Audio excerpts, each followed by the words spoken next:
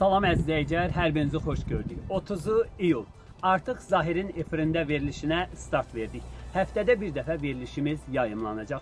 Bugün verilişimizi elə uzun illər dövlətə xidmət etmiş, Laçın rayonuna məcburi köçkün düşəndən Bərdədə su anbarında yaşayan Vəliyeva Şərqiyədən başlayacağım. Bugün Vəliyeva Şərqiyə uzun illər dövlətə xidmət etmiş bir xanımdır. Əməyi sosialist qəhrəmanı, Ali Sovetin deputatı, prezident təqaüdü, Qarabağ veteranı Vəliyeva Şərqiyədən bu günlərin ilk verilişimizi onunla başlayıb, onunla uğurumuza addımlayacağım. İndi isə yaxınlaşaq Vəliyeva Şərqiyə ilə həmsöhbət olalım. Bugün nənəm, torpaqlarımız azaddır, bütöv Azərbaycanlıq.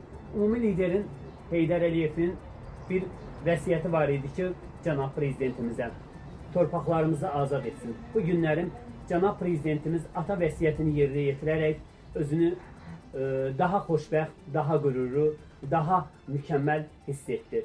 Və bugün torpaqlarımız alınıb Laçın rayonundansınız.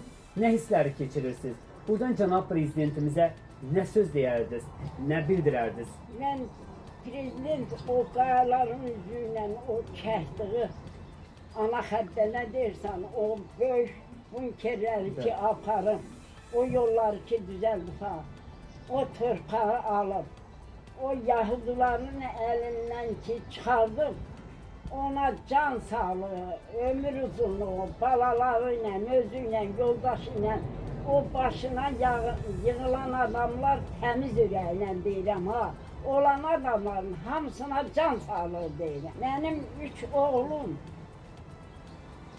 torpaq uğrunda getdilər. Hələ mən bir yollardan tutmamışam, onun üçünün də yetimləri hamı qaldı mənim üstümdə. Mən deyirəm ki, elə bircə mənim odur ki, Heydər Əliyev, İlham Əliyev bu torpağı vaxtında deyib alacaq, yerdə qalanı özünün oğlu aldığına görə Allah uzun ömür can sağlığı versin deyirəm. Amin. Biri vertolyot sürürdü, 254 uçuş eləmiş erməninin üstünə öldü. Biri Qarabağ şəhidiydi, o ailə öldü. Biri cəmaatı daşıyıb gətirəndə ermənidən çıxardanda atdılar maşını uzatdı, nə əhvala qaldı, maşın yandı, özü də rəhmətə getdi. 2 uşağı qalıb oradadır. Qız indi buranı təmiz tutardı,